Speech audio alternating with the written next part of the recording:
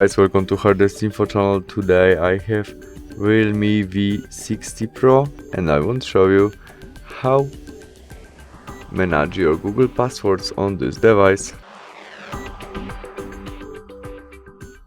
We start off opening Google Chrome application, tap on three dots on the right corner and there scroll to our settings option.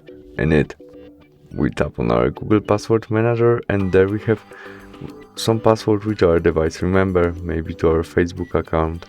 We can click that, or our memo feed.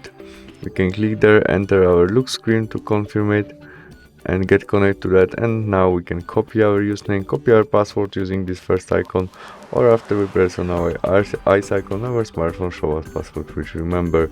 You can also edit all by tap on edit and write something new in note passwords or username, but remember, when you change something, press save.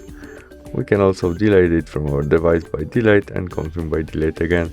And that's all. Thanks for watching. Bye.